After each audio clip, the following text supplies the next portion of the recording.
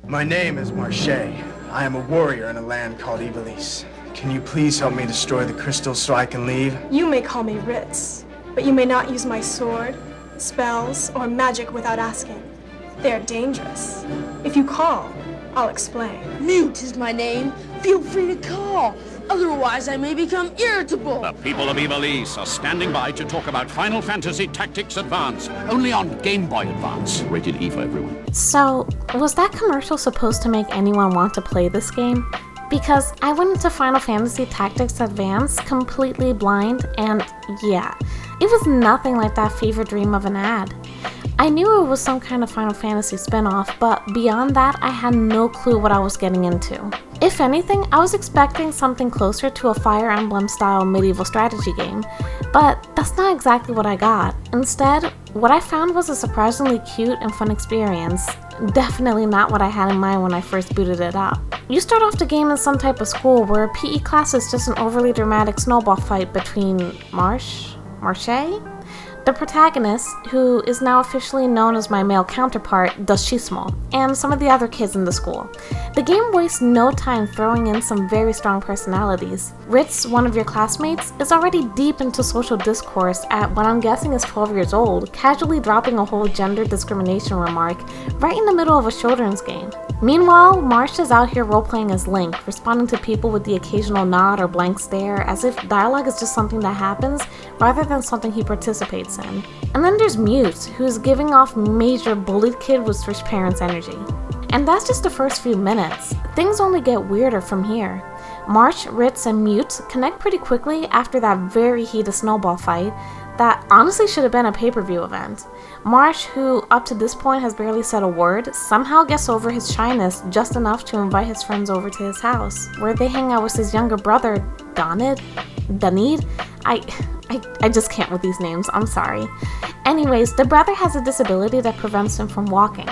The group starts flipping through a book Mute bought before going to Marche's house together, and it's written in what they believe is Latin. Does anyone else find it pretty darn impressive that a bunch of kids even know what Latin is? Somewhere along the way, the topic of being in a Final Fantasy world just casually comes up, and suddenly everyone's daydreaming about how cool it would be to ride chocobos, see Moogles every day, and live in a world full of magic. And what gets me is that they legit acknowledge Final Fantasy as a fictional thing in their reality. Like, no subtlety. Full on, wouldn't it be amazing if we lived in a Final Fantasy world? As if they aren't characters in a Final Fantasy game themselves. I found that hilarious because it's such a blatant fourth wall drop, but also, imagine being a kid playing this back in the day. This moment alone probably set so many young minds on fire with the idea that they might stumble across a magic book and wake up in their favorite video game world. And honestly, that's a pretty genius way to sell the fantasy. That night, Marche goes to bed, and boom, next thing he knows, his entire town has been transformed into something straight out of a fantasy novel. St. Ivalice is gone, replaced by a world brimming with magic, monsters, and way more chaos than he ever signed up for. It doesn't take long for him to piece things together. He's not just in a different world. He's in the world of Final Fantasy.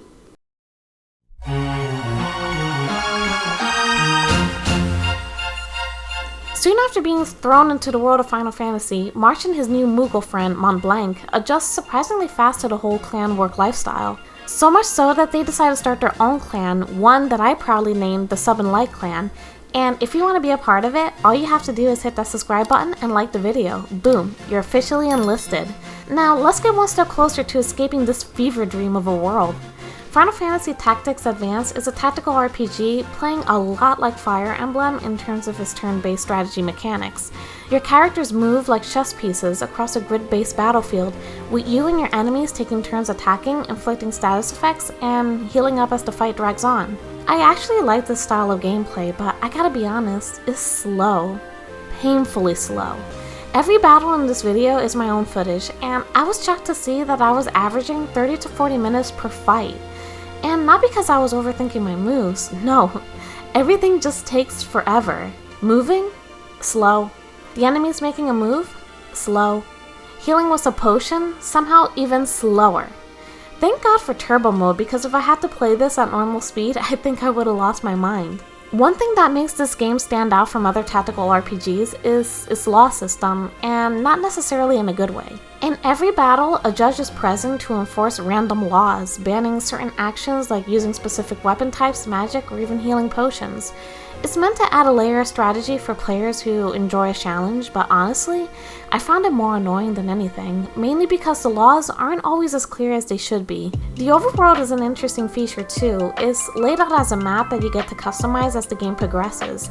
Each time you finish a main mission, you unlock a new location, but instead of it being placed automatically, you get to decide where it goes on one of the circular tiles across the map. This might seem like just a fun little gimmick at first, but it actually adds a layer of strategy to exploration. The placement of towns, dungeons, and other key locations affects the flow of side quests, item availability, and even enemy encounters. Some missions will only appear as certain locations are placed next to each other, so while it's not a huge feature, it does give a sense of personalization to the world. It's a nice touch that makes your version of Ivalice feel a little different from someone else's.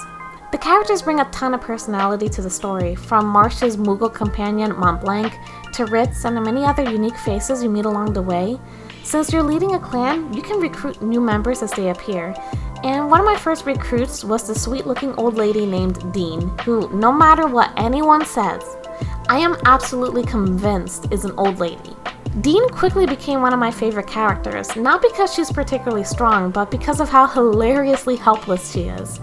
I customized her as my team's healer, and while she's pretty good at her job, she has a nasty habit of healing the enemy alongside her teammates.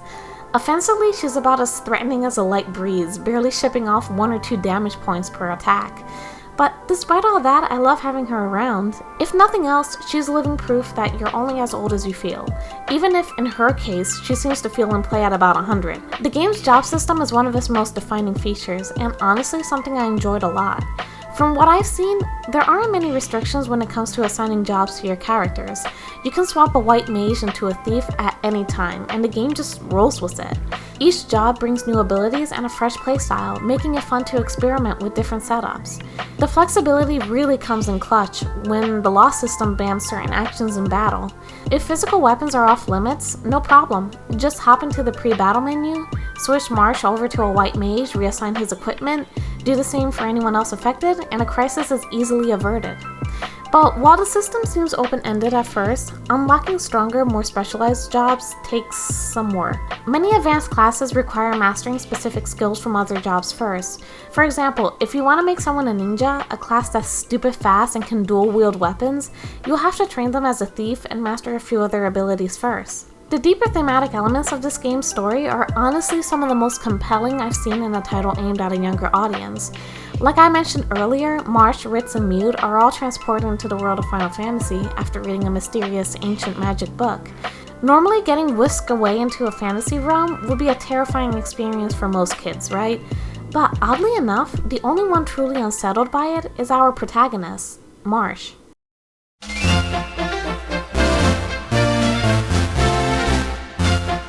It becomes pretty clear that our 3 main characters are struggling with some internal conflicts, either with themselves or with their home life, right from the start of the game. Marsh, for example, struggles to find his own voice. He's not entirely sure who he is yet, especially as he takes on the role of the reluctant leader in this new world. Ritz, on the other hand, carries a lot of emotional weight related to her personal insecurities. She's fiercely independent, but also secretly longing for acceptance, a feeling that the fantasy world provides her with in abundance. And then there's Mute, whose emotional core is centered around the absence of a maternal figure in his life, which leads him to cling to the hope that this new world will offer him something he feels is missing, a sense of family and belonging. These personal struggles weigh heavily on them all, and the lure of a world free from these burdens is undeniable. They clamor and wish for a fantasy world where none of these issues exist, a place where they can escape their painful realities and craft new identities for themselves, free of the challenges they face in the real world.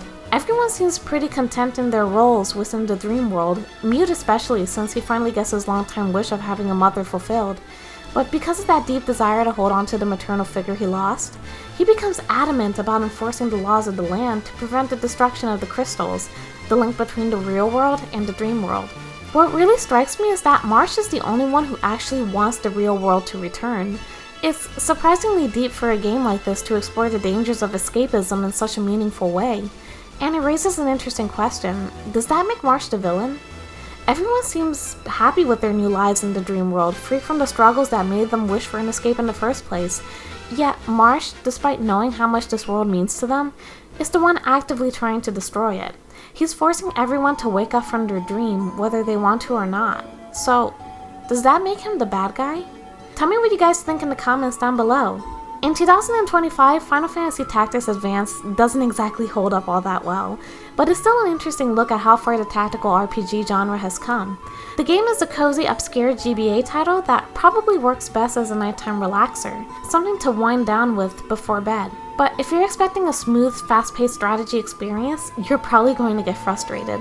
The pacing drags, battles take way too long, and the loss system can feel more like an obstacle than an interesting mechanic. That's why I highly recommend emulating it and using a turbo button to speed through the slower moments, because without that, I probably would have lost my mind. Even so, the story is surprisingly compelling and does a great job exploring the theme of escapism versus reality.